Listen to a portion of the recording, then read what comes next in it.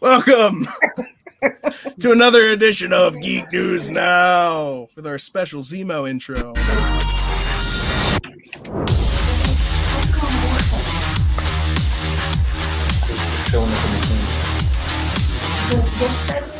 I say, how can you have a bad time when you've got Zemo dancing like this?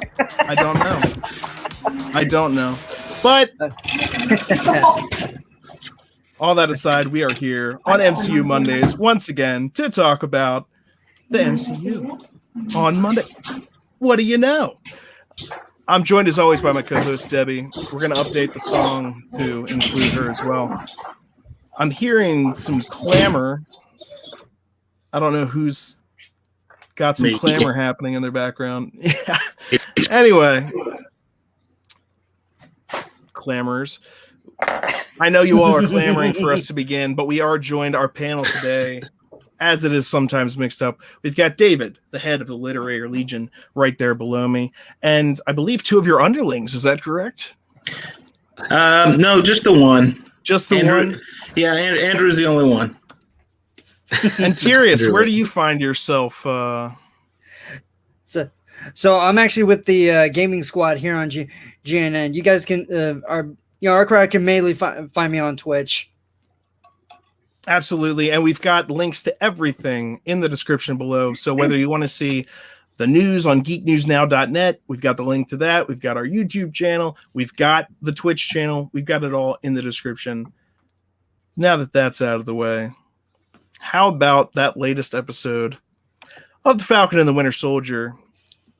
I know that there's a lot to talk about, especially at the end. That's usually how these things go.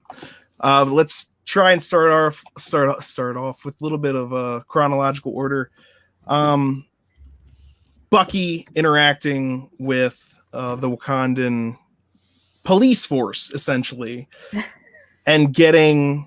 I was wondering, are they going to team up? That did not happen whatsoever. He basically got they said, we'll give you several more hours and then we're coming in. And that's exactly what kind of happened.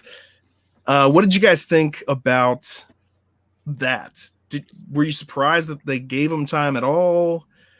And then also in the fight, I know that's skipping ahead, but he got away. That kind of makes everyone involved look foolish, except for Zemo. Anyway, Wakandans are after it. Zemo is also using Turkish delight to take advantage of children, which is just a wicked, the witch from Lion, Witch in the Wardrobe thing you do. And people are still like, we like Zemo better than the new Cap. And I'm like, look, Cap killed a terrorist. Zemo killed the king of Wakanda and is manipulating children with Turkish delight. Do we not know how to tell who's an actual enemy anymore? Your thoughts? Anyone's thoughts? My thought is that he didn't mean to kill the king of Wakanda. I mean, he even said as much at the end of Civil War. He said, "I'm sorry about your father. He seemed a good man." You know, I don't think that was an intentional thing. Now, Wakanda wanting him, yeah, I get that. That makes sense. Stop giving this guy the benefit of the doubt because he's nice. Oh, he's nice. Oh, he said Marvin Gaye was great. Oh, then he's a good guy. Yeah. He murdered the king of Wakanda to get what he wanted. And though he apologized, he still sees that as something that should have been done. He only apologized because it's unfortunate that was something that got in the way of my plan. But I'd do it again in a heartbeat because he was just apologizing to that guy. Yes, he's nice to people. He also murders people without a second thought. But that's how he manipulates people, though. I mean, he comes off including the audience. If you ask me, but go on, continue, Debbie. I love Zemo. He just oozes charisma. Yeah, he's just one of those people you love to hate, and that's exactly why he got away. God, that's perfect. I mean, he's just why he got Loki. Away. Loki is the same way, and I else love got Loki. away? So there you go. Yeah, You know what? And even on some level in Infinity War, you've got to say at some point and at some level, you've got to look at Thanos and go, he's really not that bad, and he's got a clear train of thought, and I almost sympathized with him by the end of that movie. The mark of a truly well-written villain is, that capacity to identify with them. And so that is important. I just think, especially within just Falcon and the Winter Soldier and just what they're giving us within this, the Zemo thing and the new Cap thing, everyone hates new Cap because he's not Steve Rogers. And everyone's loving Zemo as if they just totally forget that he is A bad guy. murdering, manipulative psychopath. If not psychopath, but like sociopath. Yeah, I was gonna say sociopath more than anything. You see, that's Zemo's thing. It's all like, again, he has his own end goals. Again, I said this before in the last week's MCU Mondays that he's technically dragging Bucky and Sam along because it's all like, hey, it works in his benefit to ally himself with them for as long as he reaches his end goal. And Chris, yeah, you're right. It's all like he's manipulative, and if he was given the opportunity, yes, he'd do it again. He'd do it again. I mean, we saw it in this most recent episode. He did not hesitate to point and pull the trigger on Carly at all, even if it meant if killing her meant destroying the serum. Yes, he would absolutely do it, no question. Yep. And he. But still, Zemo's awesome. It's like, as much as Zemo's awesome, and there it is. You're like, oh, Zemo's awesome. I'm loving and his the new character Cap is arc. terrible. I'm absolutely loving it. Well, here's something I noticed about his character arc. He's constantly manipulating people into doing things. Like Bucky, he's like, oh, go be Winter Soldier. And then people are taking cell phone pictures. And then in this last episode, not that he planned it this way, but John Walker ends up going nuts in front of a bunch of people. And now he's on camera doing those things. And he's getting all of these super soldiers on camera doing bad things. He's like, literally, they're going to be showing public perception turning against these people from one way or another. And that's just him playing everyone off of everyone, as he has always done. And the audience seems fit to be like, that's Zemo. Well, he likes Marvin Gaye, so let him just manipulate our heroes however he wants. He seems a nice enough guy. The thing I loved about this episode was just how it does like that contrast between Zemo and Sam and Bucky. They try to interrogate people to ask about the what's her name, Danya. I forgot her full name, but the lady who died. Donya Madani. There you go. I just rewatched the episode to jot down a couple of things, had everything fresh in my notes and everything. So, because hey, I've got a couple of things to say on this episode, but Andrew, go ahead. I was gonna say, I just like how Sam and Bucky are just straight up like, hey, like they just mentioned the name like Donya Madani, and they're just people are just kind of scrambling away. But Zemo's much more like he like targets the kids, and he's much more kind of like subtle with his little delights of little candy and everything. And he just like casually mentions it, like he's crafty. He knows how to like get information, and like that kind of goes like with his background where he's like what's the kind of Sokovian like paramilitary group or something. So like he probably knows how to like extract information. And he was with Hydra, and he was a Baron who, I mean, like again, he is the guy that caused Civil War, which in a way is the reason that Infinity War went down the way it did, that Steve and that Tony and Steve were at odds as opposed to getting in contact. Like you could say that that's a lot to do with Baron Zemo, and now he's just out, and everyone's like, well, I think people are way too casual about, and also he manipulated everyone so well into liking him that he got the Wakandans and Bucky and everyone to fight each other while he just left. And that's the last time we see him in this episode. What's he doing now? I don't know. He just decided to leave because he was like, well, this is not looking great for me, so I'll take this opportunity to leave. I've had plenty of opportunities before. And then earlier in the episode, he didn't give people information that they needed because he said, well, that's my leverage, and I'm not going to give up my leverage. He's always working different angles. I think people are like way too liking him, you know, and that's exactly what he wants. He's getting exactly what he wants, and no one's watching him. They're watching New Cap and Falcon and the terrorists and blah, blah, blah. And he's like, hoo, hoo, hoo, hoo. Well, it's been said several times during this season. He said it to Zemo, sent it to Bucky that he was a means to an end. Bucky said the exact same thing to Ayo, the Wakandan guard. You know, he's a means to an end. I mean, there you go. But they let him get away. Them fighting with each other let him get away. It just seems like no one's actually... There's a lot of different things occluding people's focus. Everyone's obsessed with the mantle of Captain America, and like, whoever the shield belongs to, why does that even matter? Why aren't you able to do the right thing without the shield? Like, why does it make...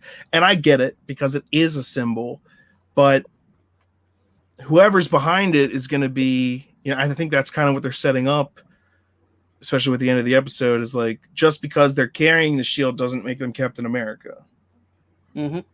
Doing the right, being Captain, whoever so is worthy to, you know, will be Captain America. Who can pick up the hammer?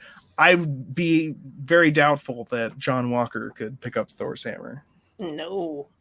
But if you put the hammer in an elevator, elevator still goes up. Is the elevator worthy? No. That's more of a vision question, which we could get into.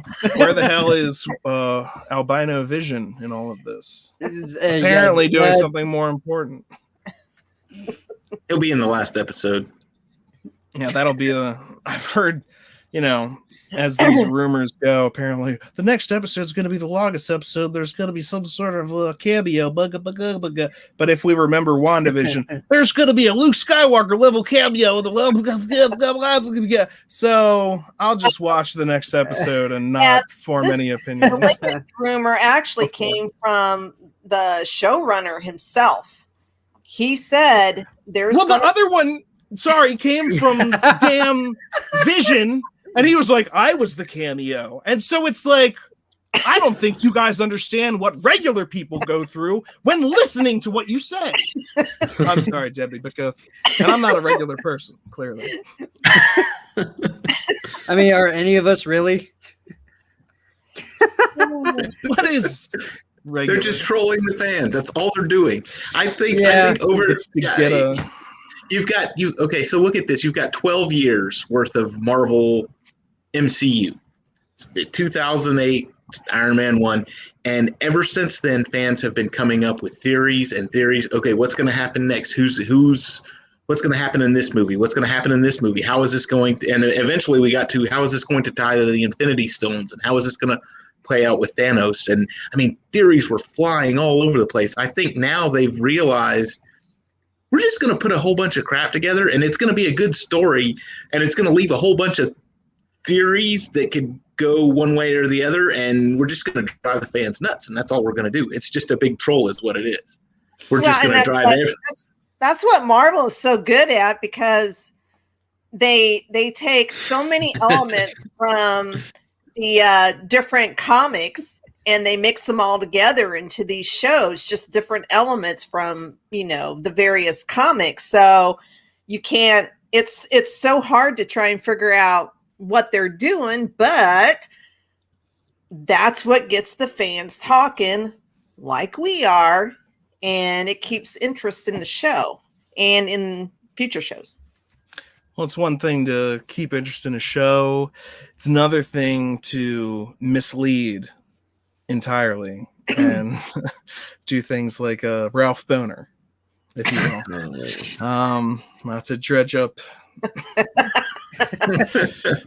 some nonsensical bullcrap, but when they did Ralph Boner, apparently the person that came up with that idea and put Ralph Boner in the show using that actor They said, well, we didn't know that people would think that he was, bull. which bull is corn. either A, a lie of ridiculous proportions, or B, incompetence to twice of those proportions of the lying. If you're that stupid, why do you get to make these decisions? So after the fact, when I see stuff like that, I'm like, no, there's a difference. Like, there's clearly trying to like hype things up and not caring about the aftermath, and then there's actual promotions for this show. I try and base everything now after WandaVision off of like actual promotions that we've seen, and we even know that they'll lie in trailers. It's a thing that was done. They did it in the Infinity War and Endgame trailers. They had Hulk running in the Wakanda battle, even though Hulk never came back to fight like that, and that was just literally, the director said, to mislead the fans because people are going to come up with theories and blah, blah, blah. So you have to expect that there's going to be nonsense. It's just, it gets tiring actually a little bit at a certain point. I think I'm just like, ugh, I almost want to avoid anything and just watch the show itself. And I can't even though I do this, I don't mind talking about it here.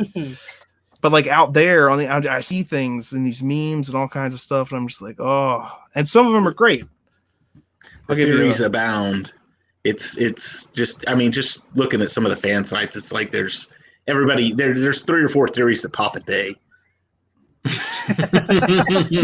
This is a great meme. Okay, this is fantastic, because what did happen?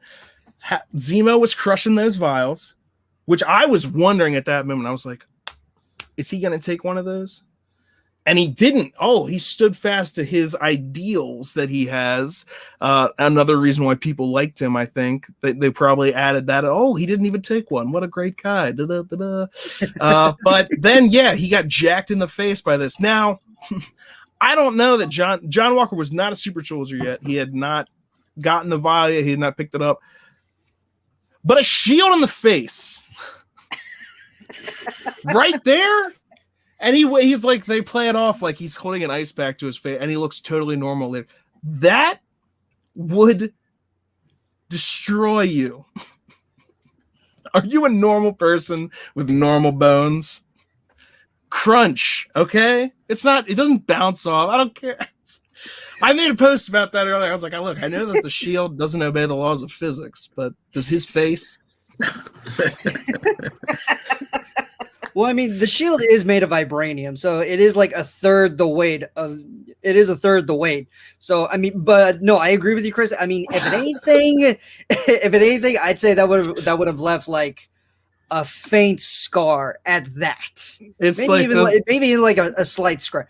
But it's all like, yeah, something. It's all like, dude, you just got knocked out with a vibranium shield, which is going like God knows how fast across the freaking room. I mean, yeah, it'll knock him out. No question.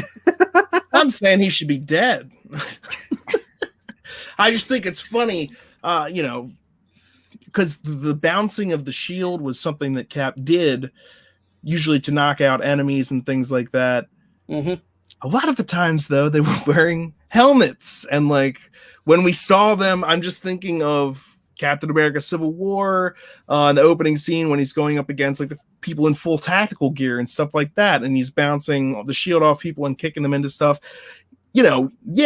Possibly killing people. He drop kicked one guy into a wall with a crunch that resembled Battlestar's crunch during this episode.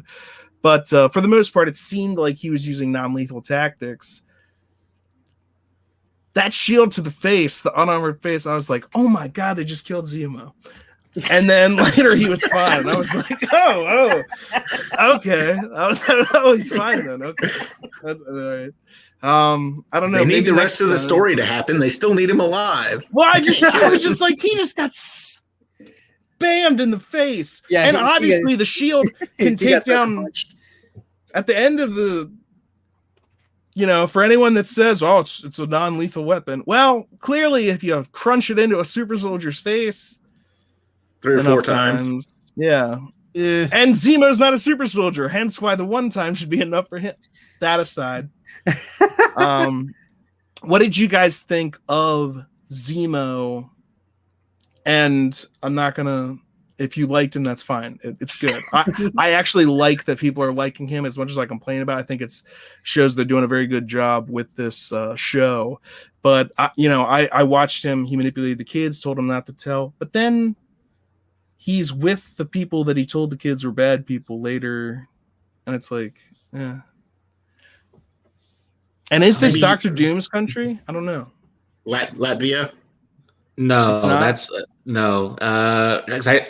Somebody else, one of my friends pointed out too. Like, is that Latveria? Latvia is a real country, but Latveria is the one Latveria. Dr. Doom from. Yeah. Because they're talking about the bordering nations of Sokovia, and I think in the comics, Latveria is one of them.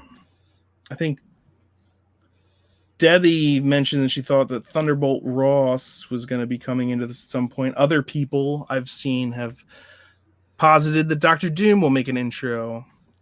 I think Dr. Doom is way too big of a thing. It's kind of like saying that Magneto would show up in WandaVision, but people are throwing it out there, so I figured I'd mention it. Or Mephisto. Where's Mephisto at? Well, he was there. Didn't you see the fly? Look, Oh, I missed it. Well, I mean the flyer, the stork. the flyer, the stork. There you go. There you go. All right, well, we'll Actually, save that for Multiverse of Madness. Yeah, All right. we'll save that for another time. Or what did you think? Zemo, the whole where he's manipulating the kids. I don't look at it as manipulation. I look at it as far as with the kids go, that was a quid pro quo. You're going to give me something. I need some information from you. Here's some candy From stranger. Yeah, takes. You can trust me because I've got candy for you. Don't trust them. But I also think that he told them, "Hey, these people are bad. Don't trust them." I think it was like I've been watching a lot of Discovery Channel, and it's like don't get the animals too trusting to the humans. We still need them to be wild because we're going to release them back into the wild. So for him to do that to the kids, it was like, don't trust just everybody. Yeah, he may say he's a good guy, but don't trust people who just say that they're good guys. And also, that was his leverage. He knew already Bucky had come in, which is kind of weird to me, but like Bucky's actually treating him like part of the team. When he came back from the meeting at the beginning of the episode, he said to Sam and to Zemo, "You've got 8 hours, and then the Wakanda police force is coming to take you down." He knew that. And so when they went to question those people, he got the information and then withheld the part that was leverage for him. I think that's why he told the kids, don't trust those people, just to ensure that his leverage wouldn't, be given up if one of them decided to go over and interrogate them. Mm-hmm. And then, later, obviously, it's actually the point of contact, so it doesn't matter anymore if they're with him or not. But that was just another, manipulating children, not so much. That's just knowing how to use people. But he's such a good manipulator, and even to the fact that he's working with Sam and Bucky, and that when the Wakandan police force, I'm not even going to try and pronounce it, I'm never going to try, show up to arrest them, they get distracted fighting new Captain America and Bucky, and that allows him to escape because, no one's paying attention to Zemo. Oh, it's just Zemo. Cares about Zemo. Zemo didn't try to touch a Wakandan soldier on the shoulder. Big mistake. No, he only killed their king. Let's let him get away. Do you see the things that people are making memes of? This is the moment that New Cap was dead, except he's not dead, and Zemo got away. Do you see how we're losing focus on this guy because he's cool, he likes Marvin Gaye? Does anyone else see where I'm coming from here?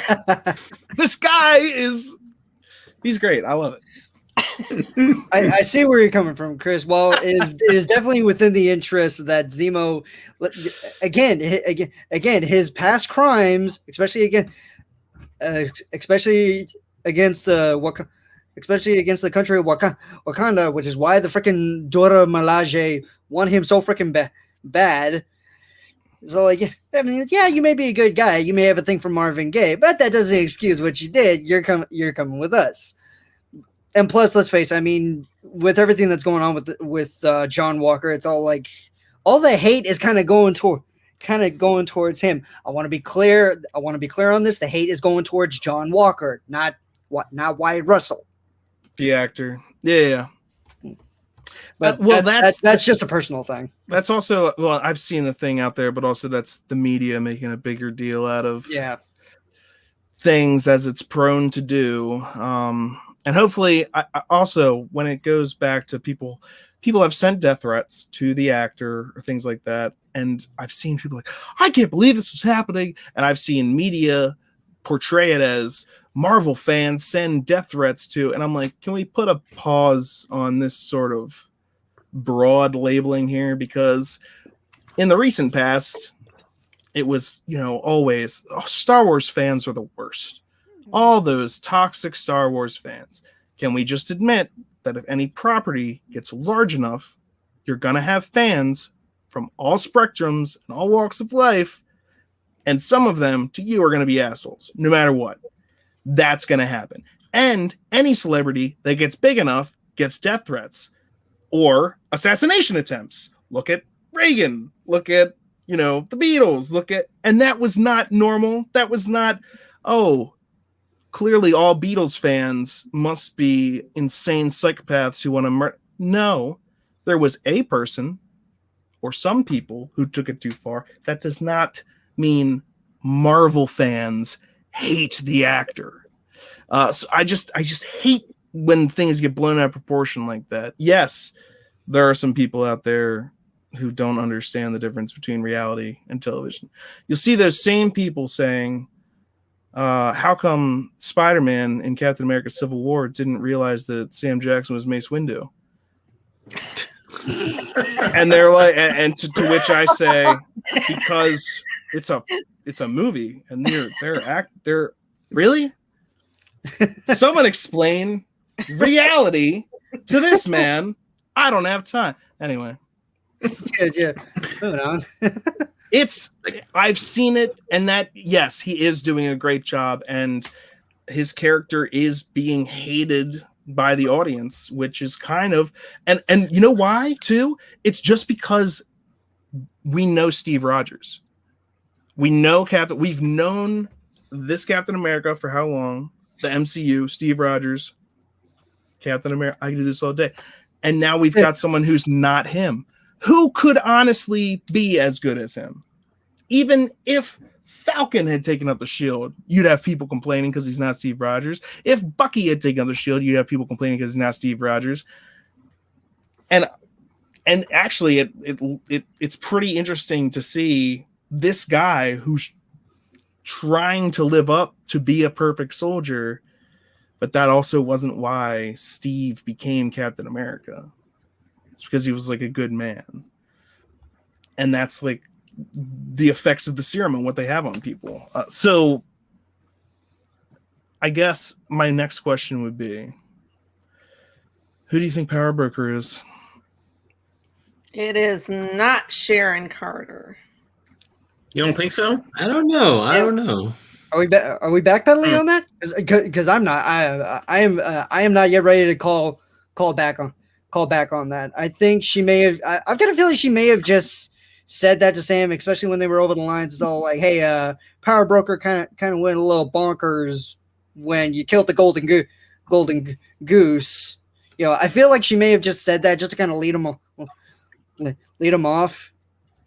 I think she's playing both sides. She's playing both sides. I think she's working for somebody else. Because if you noticed, and I could just be imagining things, but when she's talking on the phone with Sam, and she's saying that, the Power Broker went apeshit. If you notice, her face is pretty normal. Later on, when they're at the compound and she's doing the satellite thing for Sam and Bucky, she's got a split lip. And it kind of made me wonder if the power broker, whoever they are, kind of took it out on her for getting the scientist killed. That's just my thought. That's my theory. I think that's an excellent theory. There's definitely credence lent to her being power broker, given that was the title of the last episode and she was introduced there. And there's lots of different shadowy figures that could be involved.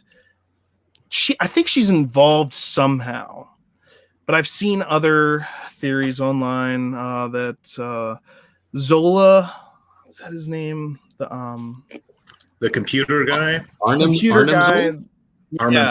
Yeah, that possibly he's still alive in some fashion, and he's either mind controlled her or someone's manipulating her. It seems like there's a high probability that Sharon's involved somehow, and that would be an interesting flip on her character because everyone expects her to be. I mean, she's like related to Carter and possibly who knows otherwise. But so everyone's expecting her to be the Steve Rogers of every scenario, but she's already clearly fencing high price start and setting up shadowy deals and living in a pirate island. So that's not to say that Captain America was on, he lived in the shadows for a while in between Civil War and Infinity War. So, but it does seem like they're setting up more for her. But who else could be power broker if not Sharon? My theory is it someone that we haven't seen yet? No, I think it's honestly. I think next episode we're gonna get power broker revealed. It's going to be Zemo, and he's going to say, "It was Zemo all along," and they'll come up with some corny song for him to say. No, you know what? I'll tell you who it's going to be. I'm kidding. No, it's going to be this guy. Hammer time. Oh my god. Oh my god.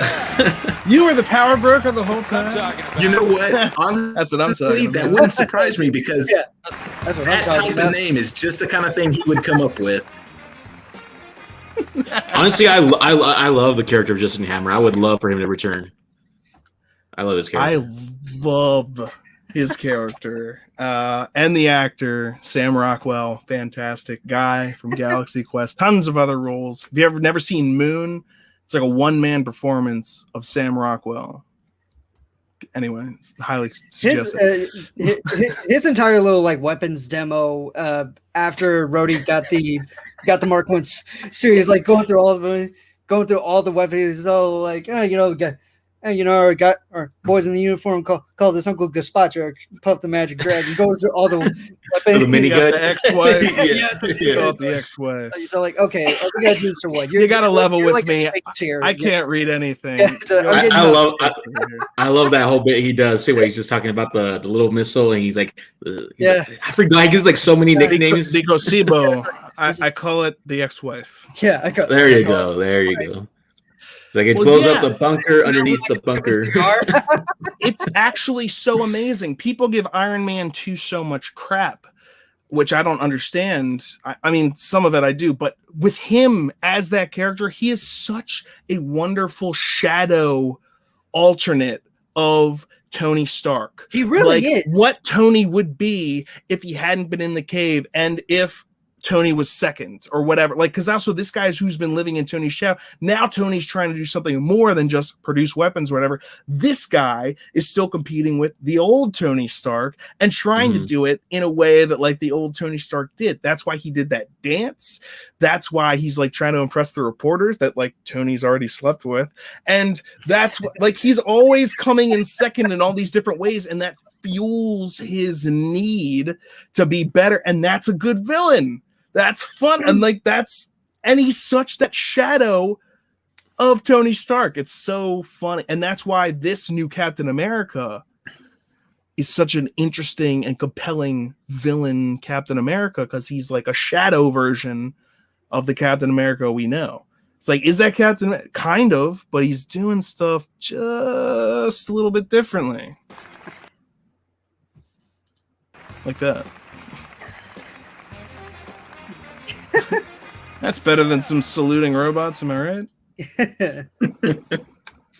Well, the thing with John Walker is I think he is dealing with PTSD severely because him and Hoskins talk about whatever they did in Afghanistan, which evidently kind of alluded it was kind of horrible. They said a bunch of people had died. Yeah, what they had to do to get the pretty vague medals. Mm-hmm. And on top of that, trying to live under the shadow of Steve, you've got the pressure, and he's not living up to it at all. And you can tell with each episode, he's slowly starting to lose it. He's getting frustrated. He's getting agitated. And in this episode particularly, you see him, he's doing this, he's got migraines or whatever, and stress headaches, and he's getting scruffier throughout the episode, and that beard is starting to grow back out. He's just slowly losing it, and then when he takes the serum, then he becomes like paranoid and impatient. That's a great point that you bring up there with him trying to live up to Captain America. And that's something that's weighing on him. You see it in the other episodes. And actually in the last episode, it starts out with him going, "Do you know who I am?"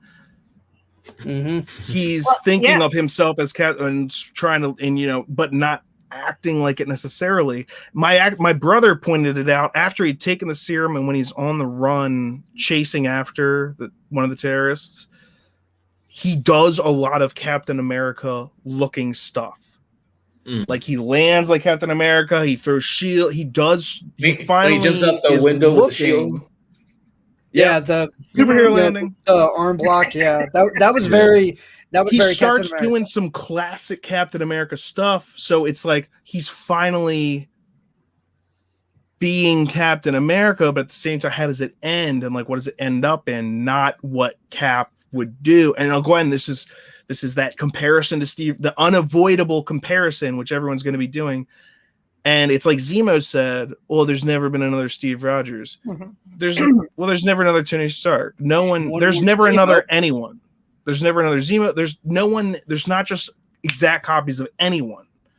Zemo is, again, that's a huge manipulation point for him to say that about Steve, to act like he was a fan of Steve or like Steve. Steve is a super soldier." Yeah. Well, and another thing, he's not getting the respect that Steve got. Nobody gives a crap if he's Captain America. And he's not getting the respect that he thought he probably would get. And if you noticed, when he went up against the Dora Milaje, he was so defeated.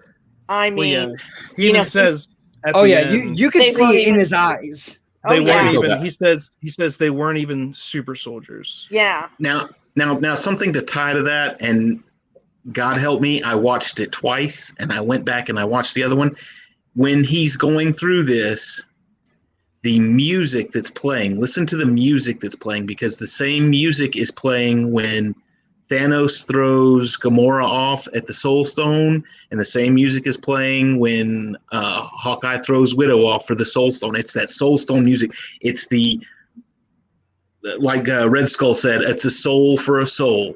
And when he does that, I mean, his soul is just crushed because he got the holy living bejesus beat out of him. And he sat there, and he said it as much. He's like, they weren't even super soldiers, and I got my butt handed to me. So his soul was crushed. He was done. He was John Walker was dead at that point. He was pretty much at that breaking point, especially after getting his getting his ass handed to him by. He wasn't even taking on all 4 of them. He was literally taking on 1, maybe 2 at that. Where the Dora Milaje are exceedingly experienced fighters, especially with vibranium spears. He got his tail handed to him, and again, we see it in his eye. We see in his eye, it's that heart crushing defeat, and he starts to second guess himself. Well, at this point, he thinks can I even do this? He thinks winning fights is what it means to be Captain America. Yeah, exactly. And that's not what it means to be Captain America. Captain America wouldn't have gotten in a fight in that situation to begin with. Captain America wouldn't be condescendingly messing with people or using his status to try and take advantage of anything, or thinking that he's better than what he is, which is just what he is, a good man. And this guy is like, I'm Captain America. I've got he's got an idea of what Captain America, his idea of Captain America is what he's trying to live up to. He's trying to be that thing. And when he can't even defeat regular soldiers, even though they're far from regular, he starts to, that sense of doubt. And that's why they had that conversation with him and Battlestar when they're like, hey, would you take the serum? And they talk about, still vaguely, how they got that, how he got those Medal of Honors. It's because he's got survivor's guilt. He survived where tons of other people died, and he thinks to himself, and they say, how many more lives could we have saved if we had been super soldiers at the time? And then when, his partner's put in danger, he obviously takes the serum before he even finds him, but then I guess it fully kicks in by the time he sees, and I guess I'll ask this right now that we're talking about it. Do you guys think his partner is dead? I think he might be, just because isn't there like a part where he checks his pulse? I thought he checked his pulse. But you could be wrong in the heat of battle with all these things going on. And if Rhodey can survive getting shot out of the sky by vision and falling to the ground and whatever, that's true. I definitely think there's a chance for this black sidekick. To answer, I don't know why they keep taking out all the fury on the black sidekicks, but to answer your question, Andrew, yes, there. It was like just for like maybe a second or two there, but there was an angle to where he was checking his pulse to see if he was actually there. But I mean, we see Carly just go for like a straight sucker punch to his chest. He goes flying about a couple of feet, goes up against the pillar, which I'm assuming just from how his body flopped, he may have severed maybe 1 or 2 vertebrae in his back, which probably caused him to sever the spinal cord and the brain stem. But I mean, that's just me like looking at the TV show and making up whatever. Plus, he had been softened up before too. I mean, he had been beat up and tied up and everything else prior to all of that happening. So he was already primed, if you will. Yeah. And the terrorists had been talking about killing New Cap, and this guy. It's not when you assume that he's like, that's the assumption you make. That is a super soldier that just punched him into a brick wall, and he's a regular guy. And now I didn't feel a pulse when I just checked it. But that's not to say like people can recover from different things. You can miss the pulse. Anything could happen, especially in a world where there's super soldier serums and all different kinds of stuff. And I'm pretty sure in the comics, both John Walker and Battlestar end up getting the serum. So I don't know. They could say that he's dead and continue with that in this. It would definitely be good motivation for John Walker's character to continue with his descent into. I think it's justice. I'm sorry. Go ahead. No, go ahead. I was gonna say, do you think Carly was going for like the kill? Because like when that happens, like everybody, including like all like the enemies, were kind of just like in disbelief and kind of like shocked before like running off.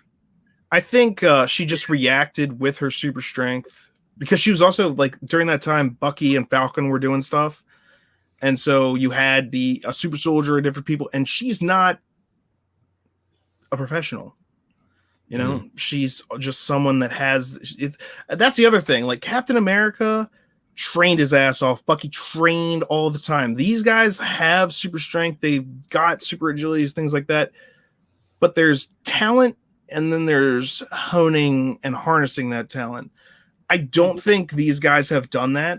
They're just like purely strong supremacists. Yeah. And so she reacted with a super punch to a threat during a fight. And then even her face is kind of like, oh, she didn't mean to do that to him. And I think, but at the same time, you've already torched a building with innocent people in it. You've already talked about killing Cap. You've already talked, and that was why that scene with Falcon was so good when Sam actually talks to her and gets her to see the hypocrisy of her own statements by getting her to say it and come to realize, I love that scene. That was a great scene. And speaking of that turnabout, you also see the same thing with like Cap saying she's just a kid about Wanda when they're talking about the Sokovian Accords. That's what Falcon's saying about this person. Is like, yeah, and that's to an extent what Luke Skywalker's talking about with Darth Vader, is just sometimes you need someone to actually believe in you to keep you from becoming the thing you think you're fated to be. Like you just need someone to help you. Luke, help me take this mask off. He couldn't do it by himself. He needed help. Sometimes people need help to come back from the darkness. You can't necessarily do it by yourself. But then that gets, kind of ruined by all the other people coming in. But speaking of supremacy and things like that, everyone's all high on the Wakandan police and how amazing they are and they're great and like, oh, we have jurisdiction wherever we want and blah, blah, blah. So it's like, oh, so do the Sokovia Accords mean nothing to you? You just get to go and do whatever you want, wherever you want. And they even considered taking the shield back. Well, all vibranium does belong to Wakanda because the one vibranium meteor crashed there, and now they get to be supreme among all people on Earth because that's where the meteor landed. I just think that's another interesting conversation about like supremacists that people are willing to ignore, again, because it's Wakanda. But Wakanda, in my opinion, has kind of been a piece of crap for a long time. Even in the Black Panther movie, they were like, so there was a meteor that crashed, and we made spaceships and watched as the surrounding people got enslaved, and we didn't do anything because we were like, we want to keep our vibranium. At which point everyone was like, yay, Wakanda. And I'm like, those people have muskets. You have spaceships. Shoot them. Stop them. It's the colonizers that are evil. I don't know. Well, that was like an issue that was addressed in Black Panther, though, wasn't it? Like where they talk about like isolationism versus like, So they kind of came out at the end, but at the same time in this, it hardly seems like they're exactly, they're like, we're going to help people that we decide who we help.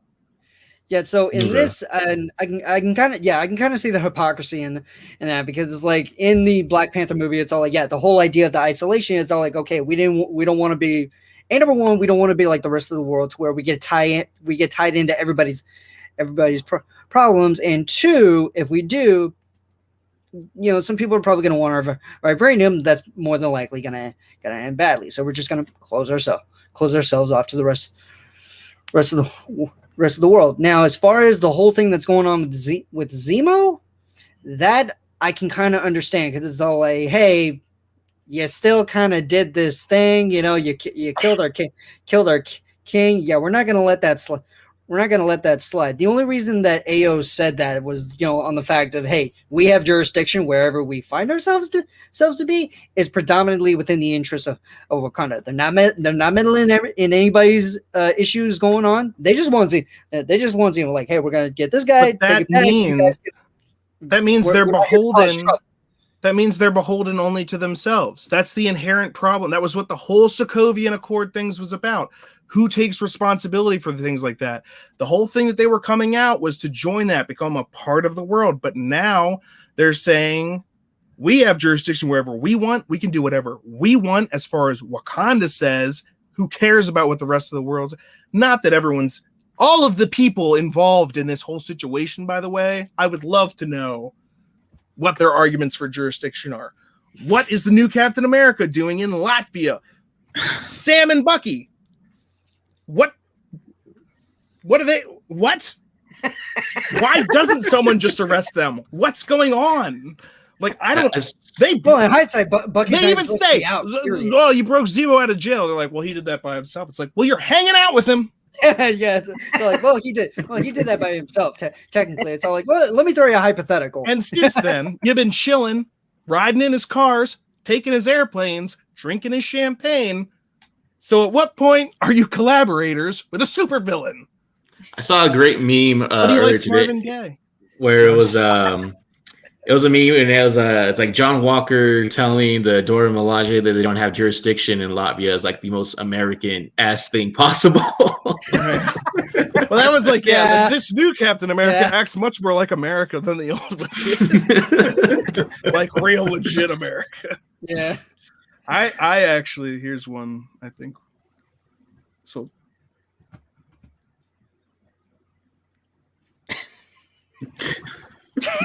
What? So when you're not saving the world, what does the guy like Captain America do for fun? They just cropped out the shield. They digitally removed the shield from when he was about to smash it on the guy. I think this is gold. This is gold level meme right here. I don't know who made it, but I'm proud of you, and I want to wish you continued luck in your endeavors. Oh my god! I guess that would lead me to one of the last questions of the night, which is, what do you think about him killing that guy? I'm gonna let everybody just kind of take a stab at this because boy, have I got some things to say. All right, Andrew, you first. I mean, we see like the obvious parallel between this and when Steve was trying to. Some of us thought like, oh, what's he gonna do to Tony in Civil War at the end when he does like the shield, and he just goes for like his arc reactor right for the chest piece instead, and kind of just leaves it there. So I like the imagery, the symbolism there, kind of stuff. That final shot though, where like we just see him like kind of standing there, and you see the blood dripping from the shield, like. Oh yeah. Have we ever? I know we've seen blood in MCU, but have we ever seen blood like caused by one of like the main like the heroes or something like that? Like I know he's not a hero, but like just that imagery, like that right there in the MCU, like I could see that being like that's gonna be on the cover of Time magazine or something. You know what I mean? Like that's just it was surprising. Yeah. They're kind of making like an icon like. And that was the thing that I was saying earlier, that he was doing a lot of Captain America-like stuff leading up to that. And then he did this thing that was so, like, and like you said, it mimicked what he did with Iron Man, but there's a clear difference in that Steve disabled and this guy killed him. Went for the kill, yeah. He just disabled him permanently, that's all. It was still a disable. That's the shot you're talking about there. Yeah, with the blood splatter on the bottom of the shield and just him looking at the people watching him. And that's actually a really important thing too, because the people that he's looking at right now, he's looking at Bucky and Sam. He's looking at possibly, I mean, that other terrorist chick was out there somewhere in the crowd, but also he's just looking out at the crowd, these people filming him and taking shots of him. And he's just like, what are you going to do about it? Maybe I I'm was saying that's the pose he's kind of giving. Maybe I'm U.S. agent. Exactly. Well, he's totally and literally tarnished the legacy of the shield and what it stood for. I mean, that was such an image that, it gave shield. Me goosebumps. Yeah, it gave me goosebumps. Defense. I was like, holy shit. He used it. And it just, God, I wish I had the clip. I should have gotten it. But it just reminds me of the very end of Monty Python and the Holy Grail, when one of the police officers yanks away the guy's shield and goes, "That's an offensive weapon, that is." And everyone else has like spears and pikes and swords and stuff. And he just yanks away his shield. "That's an offensive weapon." And it's so funny because it's a shield. It's for defense. It's a defensive weapon. But, and here we have this person, and that's the whole image of Cap, I could do this all day. Stand up for what's right, defend the weak. As opposed to this guy who's like, well, I was gonna say to leapfrog off of what Debbie said, as we've seen throughout this mini series how different people have different plans for the shield, right? Like Sam wanted it to be put away in the museum. John Walker obviously takes it up off the mantle, and then Carly mentions like how they want to like that shield like should be like destroyed, it shouldn't be a symbol anymore. And so now we kind of see like how Debbie said, like how it's kind of tarnished, and it's like there's no going back for like the purity or not purity, what I'm saying, like the restraint of the representing more. Yeah. Let me actually. So I think we got a couple more people. I want to hear from you on what your thoughts on John Walker killing those people are. I actually have an image here of John, I think before he actually got the serum, so I think we were destined for this. The Golden God! I am untethered and my rage knows no bounds! It's tough out there. One and All right, I was not expecting that.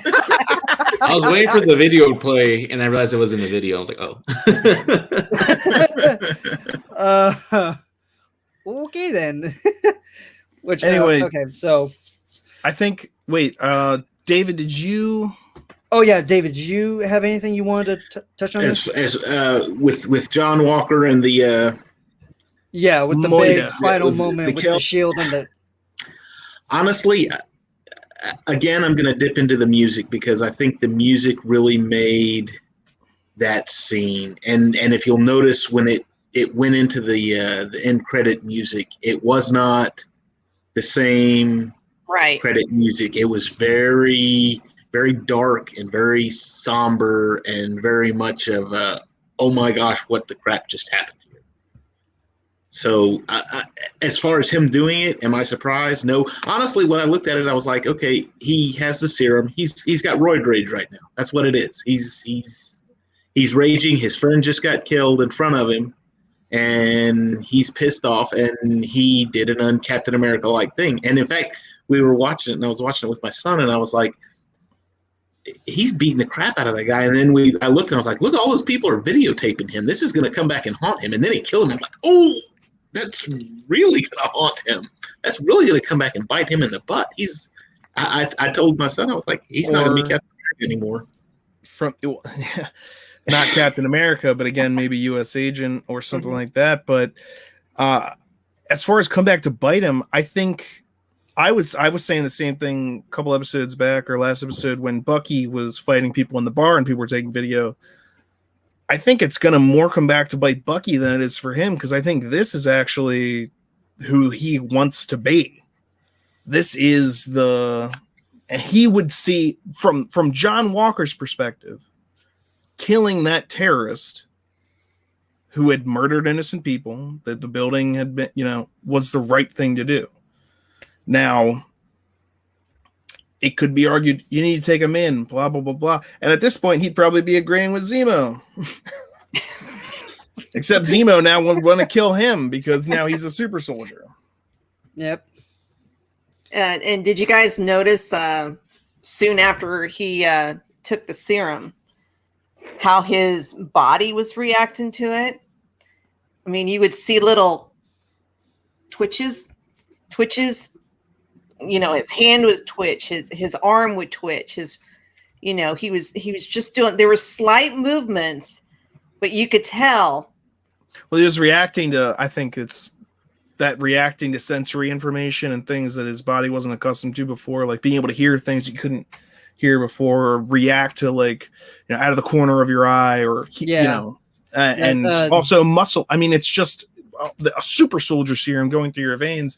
It's like when Captain America first gets injected and then goes out running after that guy, and he's doing things and that was a little bit more extended. You had more time to see, but also that was a different serum, which is another thing to keep in mind, that the serum that was used on Captain America is not necessarily it's the same idea it's a super soldier serum, but this one's been modified. It's different. For all we know, if the original Captain America serum had been given to this guy, we could have another Red Skull. Because that one much more accentuated or did things. That's why the new guy even said they killed him. Zemo did, but he said this one's more subtle. You won't see it. It's not going to be obvious. You said no bulk without the bulk, he said. Mm-hmm. Yeah. With that, aka also, by the way, the Hulk is another one of these attempts at a super soldier. So when they reference things like that, the Hulk was basically, I think in the comics, it was actually even an attempt to replicate what they did with Captain America, or like to make another super soldier kind of thing. So the ability to make a super soldier without having them become a monster is very much sought after. But even more so, they want people they can control. And that's kind of the idea behind the Power Broker, which is why I still really want to see. Anyway, the Power Broker actually confirmed and what it is. It's Mephisto. Anyway, Tyrius, I want to hear your thoughts on this Moiterer. So this... I got it on my cell phone. They moited him. Yeah, so this was rather interesting. And yeah, to me, seeing, honestly, after seeing that initial shock, first off, I was absolutely surprised. I mean, I didn't think he was actually going to take it that far. But then again, with the combination of the serum, not to mention the emotions that he was feeling, crank that up to 11, and yeah, things are going to get a little out of hand. And the only thing I could think to myself was that's probably the first time I've seen that shield shed any kind of blood. Period. I mean, yes, while Steve was in service during World War II, obviously he probably racked up a pretty serious kill count, but I mean, I feel like it's just not necessarily the same. But the main point, and I know a lot of people are probably going to pick up on this. I mean, we've kind of been hinting at it. Yeah. So like that should have been another kill count right there. We're talking about. Honestly, I'd say if he had aimed a little lower to the neck, maybe he could have taken a little bit off the top. You get what I'm saying? Not the point. But I want to turn the clock back real quick to Captain America, the first Avenger. Right before the day before Steve's procedure, Dr. Abraham Erkstein, the head engineer behind the whole program, had he explained the whole thing about Red Skull and like, oh, the serum it amplifies the body.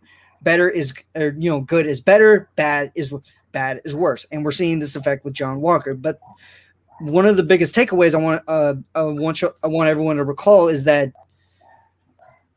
the doc had told Steve, hey, whatever happens tomorrow, I want you to promise me one thing, that you're not going to focus on being the perfect soldier, but stay as yourself. And that's a good man.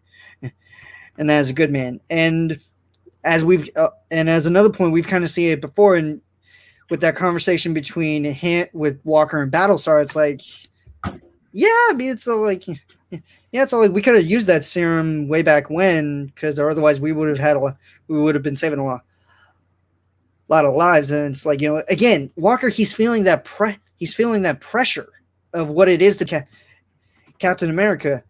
Captain America is like, yeah, but you've got 3 Congressional Medal of Honors, so on and so forth. Graduated from MIT with flying colors. It's all like, that's the problem. He's the perfect soldier, and there's never going to be another Steve Rogers. I don't care what anybody says. And after this, number one of two things is going to happen. First off, Uncle Sam's not going to be happy with this. Now the top brass, they're probably going to see this as, hey, you know what, man, that was a justifiable kill. Give him a pat on the back. Make it seem like on the media he's going to get a slap on the wrist, maybe for violating the Geneva Convention for all we know, and then they're just going to leave it at that. But yeah, he pretty much tarnished the legacy of that shield in like that one shot, and I think that's going to have some serious ramifications. That's what's going to culminate in the end of this series is is the shield the symbol, or is it the man? Yes. It's touche. The symbol is the man and the shield and the man behind the shield. Yeah, Chris, I saw your post on honestly, that's good. I totally forgot until a second ago that Bucky was disarmed during his fight. Yeah. Only Rocket was there. You just see you just see Io just like 1, 2. See what he should have turned around and said was, he should have just turned around and looked at her and said, "Well, go ahead and hit me. I'm unarmed." But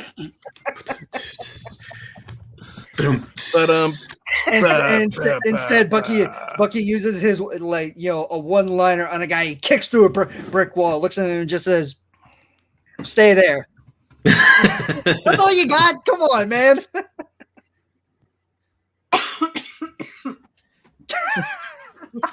I like to think that in the bottom panel, Deadpool's head is so badly cut off because that's where the shield hit him, not because the person that made this was bad at Photoshop. That's the way I choose to look at it. He got his head chopped off, but because he's Deadpool, he's just still going. So dark. Sure you aren't from the DC universe.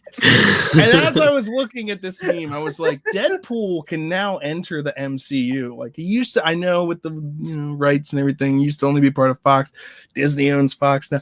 We got to get Ryan Reynolds into some of these. I'm not saying that it would be appropriate in this per se, but we got to get Deadpool. We got to get some real good nonsense going. That's what I want to see. That's what I'm looking forward to. I think that's the last meme I have for today, and we've going to be going for over an hour. So I'm going to throw it out there. Does anyone have anything else about this episode they want to say? I do. Okay, Debbie, go for it. We haven't touched upon it, but touch that beginning. Yes, thank you. I was waiting for. Am I gonna have to follow you around? The beginning scene, the opening scene with the flashback to Wakanda and Ayo and Bucky. Wakanada. I cried. Yes, such a great. Sebastian Stan just did such an epic job on that. I mean, Emmy. Yeah.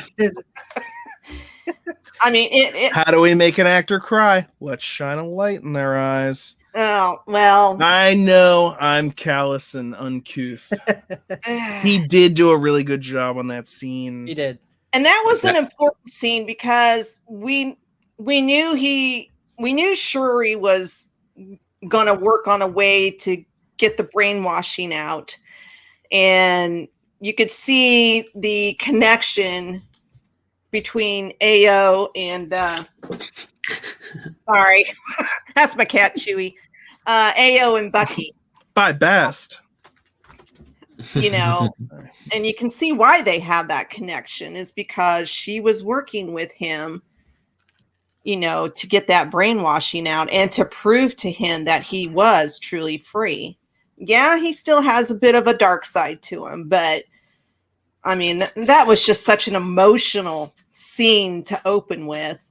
And then you had the exact opposite emotional scene to end the series or to end the episode. So I thought it was great. I just wanted to point that out. And that's my boy Bucky. It presented another great opportunity, A, to show that he had moved on, again, past those things. B, to show him experiencing the full word said, because we had seen the scene in the prison where Zemo starts to say him and he says that doesn't work anymore, but we never understood or really why and it's the backstory is it was due to things in Wakanda. We still don't know the full story on that, but clearly he went through a lot, and even in that scene it didn't seem like he knew for sure that he wouldn't be under someone else's control, and that's why it's so important when she says you're free. And I like someone that said he might have darker aspects to his personality, but it is still going to be him that's in control, as opposed to just being used as a hatchet man, literally as a tool to kill, kind of like his arm is. And that's why it's also interesting that in this episode, he is disarmed again by that same character. It's like, you're free to make your own decisions, but that doesn't mean that we also can't make our own decisions too. And very, very well said, and great point. To quote the Ancient One from Doctor Strange, I think this after Debbie's explanation, especially with that whole thing, to kind of quote again, to quote the Ancient One, we don't learn to defeat our demons. We only learn to live above them. And I think that really kind of defines on what exactly was kind of explained, I guess, in a way with the scenes. Io went through the entire sequence of trigger phrases that would initially start up the Winter Soldier and brainwashing procedure that was stuck in Bucky's mind. But after going through all of that, now he's got a better control over himself as a man, and a better control over his life as the Winter Soldier. And as we saw in the beginning of the series, he's knocking off one name at a time off that list, I guess, in a sense, so that way whenever the time comes, he can finally finally live at peace, especially with his past. Well, I mean, you could tell he was scared through that. Oh yeah, he was terrified. Yeah, he was terrified, because I mean, you could just see it on his face, and you could see the flashback memories that he was having with each word that she said. And and he even said, this isn't going to work. And but when she got through the whole spiel and nothing happened, you could tell there was such relief on his face. He was crying because he was truly free. And I think partially because of that terror that he was still feeling of what if it hadn't, that change of emotion because when she's saying that, I still think he was like, am I gonna be able to be free or not? And then to have her finish the thing and him still be in control is just like, it's huge. Huge character development for him. And again, set up a great chance for him to again come at Sam about the shield. They had another back and forth about the shield, about that in this episode, and Bucky kind of throws it out there almost as an offhand comment. He's like, when they came back, so he's just like, maybe you shouldn't have given the shield up again. And he keeps bringing that up, and he keeps going back to it. And I think that shield is still between him and Sam. Like, they're both trying to do what they think is right, partially spurred on by the memory of Steve. And that shield, they're thinking of that as Steve almost, as a lot of people are. And that's why when we look at the new Captain America, we're like, that's not Steve. And so you initially have this, and that's why, Bucky's like, why'd you give the shield this, that, and the other thing is like, how important is the shield itself in the grand scheme of things? Yes, it is what Captain America used but Steve Rogers is gone.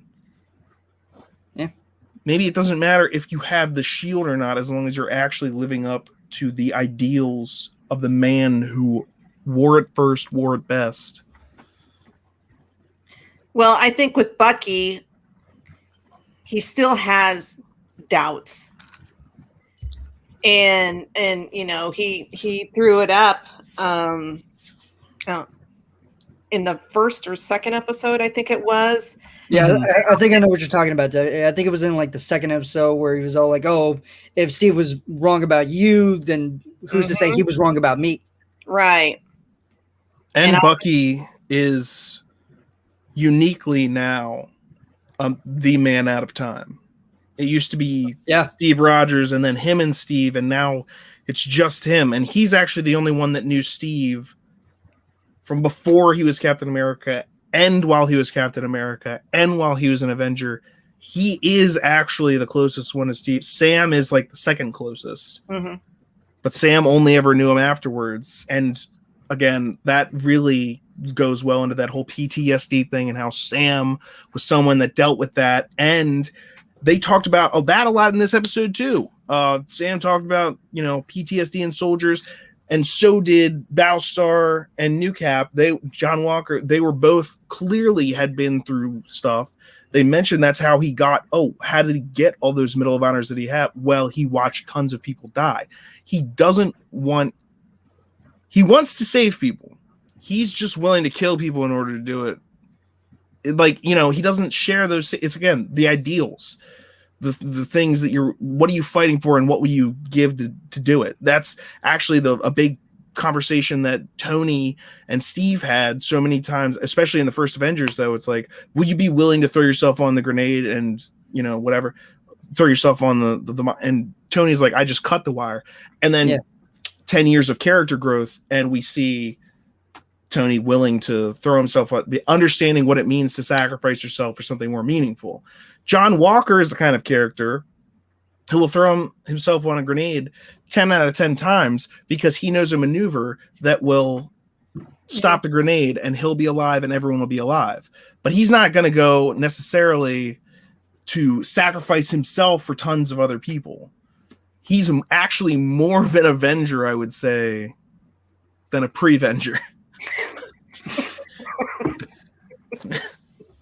And Cap is more of a pre-Avenger than an Avenger, if you want to use Tony Stark's terminology from Endgame. We're the Avengers, right? We don't stop things from happening. That would be the pre-Avengers. Well, Steve had morals, he had ethics, and he always followed through on them almost to a fault. And he actually did throw himself on a grenade. He didn't know it was a dummy grenade, but he actually did it, and that was before he got the super serum or the super soldier serum. Exactly. So I'm saying that's the difference. That's the difference between like him and John Walker. John Walker, there's a maneuver that we know though. If we do this, and I think even in the comics, he has a special helmet that he puts on top of grenades and he knows how to stop them. And so people say, I even saw like memes or people talk on Facebook about this. It's like, oh, well, John Walker will throw himself on a grenade too. And it's like, it's not about throwing yourself on a grenade. It's about knowing what you're doing and what you're potentially giving up and what you're giving it up for. When John Walker throws himself on a grenade with his helmet, he knows if he does this maneuver correctly, he'll save everyone's life and he'll also be safe. When Captain America threw himself on that, to his knowledge, live grenade, he was just thinking of saving lives, knowing that he would die. It was about the sacrifice. Exactly. And so you can't compare those two, like throwing yourself on a grenade, if it's those two situations, because that's not the same situation. It's like Cap said, you be willing to lay on the wire and let the other guy crawl over you. I believe that's how it went. Yeah, he was saying sounds about right. Sounds about in right. the Avengers, something along those lines. And then Tony says, "I just cut the wire," and I just cut the like wire. You don't always have that option. You don't. There's not always a way out, and we even see that at the end of that very movie when Tony takes the missile up through the portal. That's him willing to sacrifice himself for everyone. He came to that realization then. Luckily, he didn't die then, but we had plenty more movies to go through character arcs of him and Cap, and they're headbutting, trying to do the right thing. Why is it so difficult to do the right thing? How is there more than one way to do the right thing? What is the right thing? Oh, philosophical. Well, does anyone else have anything about this episode, or Just I know we kind of briefly touched upon it, but I Sure. really that whole conversation where they send in Sam to like, you got 10 minutes, and he goes in there with Carly, and like he tries to like identify with her, and then how he tells her, I'm trying to remember exactly what he says about like where she says like, oh, they're just obstacles in my way, like I would like, I know that they're not innocent, and then he's like, wow. And then she's like, and she like realizes she kind of like walked herself into like a little corner, and she's like, that's not what I meant. Like, you tricked me, kind of thing. Like, I like the whole. Yes, I think the Avenger characters like are at their best, not just when they're doing action stuff, but like when they have like those debates. Like, that's why Civil War is like probably my favorite movies, because I love the whole like you have these philosophies, these different personalities like clashing, and it's like they're like talking things out like that. I love that stuff. So that whole bit with Carly, and then she feels betrayed like when what's the name, John shows up and it's like, okay, like, you're under arrest. It's like, well, it's like, oh, like, why did you blow it? Like, we just had an epiphany with her, like, so. And it wasn't even 10 minutes, and Sam was making great progress. He was talking her down. Everything was good, and he just kicks in the door like, really, dude? that was also that Really? mounting pressure that has been mounting on him this entire time. He's trying to live up to Cap, hasn't been. He hasn't even been able to complete. He hasn't even been able to complete a single mission so far. This is the first mission he's been trying to take on as Captain America, and he's come nowhere close yet. Every second that Sam was in there, think of it from his perspective. John Walker, I don't know these assets. They're working with Zemo. They're breaking him out of prison. They embarrassed me with the Wakandan people. Now this is my one shot to prove that I am Captain America, and he's going to go in there and blow our surprise. Like, what's the best tactical thing to do in that situation? Surprise and subdue. Take her out while you have the element of surprise. Now, what's the right thing to do? Sam did what Cap And would. that's but as a tactical, if you're from a military perspective, he did the right thing, and he shouldn't even have let Sam go in there, and Sam may not even have jurisdiction, and he's working with a criminal. All of these things, again, from John Walker's perspective, are things that are just pressing on him. And if this mission goes south, who's to blame? Sam? No. Who cares? Like, whatever. It's going to be him. He's wearing the Captain America. It's all on. He's feeling that pressure. I think they did a really good job of showing that, actually. Well, he told Bucky, like, hey, like your friend, your partner in there, he could be in danger, and we're out here waiting, like, not knowing like what's going on, kind of thing. So that kind of goes with it too. And Bucky replies, he is good at this stuff. Like, I trust my partner. It's But they're not even, partners. and he even says he's not part, but he still trusts him. Yeah. More than he trusts it, because Bucky couldn't have a partner other than, like, and that's that thing. Nobody can live up to Steve. Well, that kind of stems from I honestly don't know which interview it was, but Sebastian Stan had mentioned in an interview that, the relationship between Sam and Bucky describes them as co-workers. It's all like, you work with a guy, whether if you like him or not, that's entirely up to you, but you still got to work with him, whether if you like him or not. And he's more than willing to work with whoever he has to get the job done. So, anything else for this episode?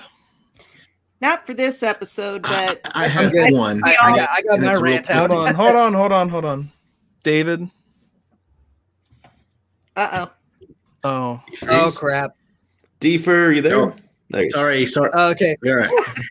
David, Sorry, I had one more. Yeah. I like the juxtaposition between when Zemo asks Falcon, he says, would you take the serum? If it was offered to you, would you take it? And he says no. And he says, good, you answered right away. You didn't even have to think about it. That's good, and that's the way a true hero should be, blah, blah, blah, blah, blah. Which is why Zemo's a good guy, because he's constantly testing our heroes. Sorry, Chris, I had to.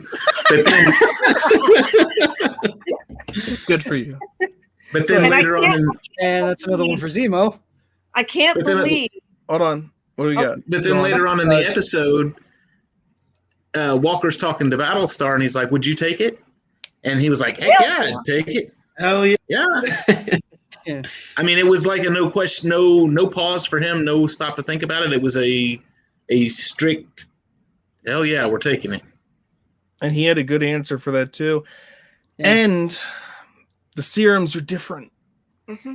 This is a new, I think people still think of them in different ways, but it's a great question. And also, I think Zemo looked at his vial a little bit too long. If it's great to not have any question about it, I'm pretty sure he was admiring that vial for a little bit. He did start smashing them, but he was thinking about it. He looked like he was. He was absolutely thinking about it. You know he was. I thought he was wondering like if that was it, because he even turns around and asks Carly, like she's behind cover, and he asks her like, "Is this what I think it is?" He says. So I thought he was like confirming, like, wait, like, is this the serum? He does start smashing it. And he killed the guy that made it. Like, don't get me wrong. But at what point, if his mission is to destroy super soldiers at all costs, what if it comes down to the only way I can continue my mission is to become a super soldier myself? No, I don't think so. We got a spiel earlier from him about how like super soldiers like are inherently like are supremacists. So I feel like that would be we all have lines that we won't cross until we do. And plus that, I think it kind of stems into the whole like, oh, sometimes you got to become that which you hate. He's a member of the super soldier squad in the comics. Thunderbolts. The Thunderbolts. Yeah. So I'm just throwing it out there. I know that everyone loves Zemo and he's got all these great ideals and he wants to fight supremacy, but he might actually end up being the actual bad guy that he is. I hate to poop on your parade. Same thing. I have a very good time. Same thing happened with Mysterio in that Spider-Man movie. Everybody thought, oh, he's a good guy. Oh, he's from a different dimension. And I had that one called a long time ago. I was like, no, I think we all this knew. is a bad guy. Yeah. Like, if you know Mysterio's history, I think you knew going in, like, yeah, he's a bad guy. Yeah, I did love that when they basically pulled a Frozen on that. It's like as soon as they flipped the script on that, I'm like, yep, I knew it. I knew it was too good to be true. Anyway, I'm gonna call it. We've been going for about an hour and a half. Basically, what we've come down to is people hate Captain America and they love Zemo. Tiff, we have a conundrum. So I don't know what to do with that, but that's where we're standing. I had a wonderful time this week. I want to thank everyone for being here. Thank you everyone for watching. Thank you for my panelists for being here and having a great discussion. I'll see everybody next week. Debbie and I will certainly be. I don't know who else is going to be here, but we love being here and we love talking about this stuff. So see you next time. Bye. Bye, everybody. Adios.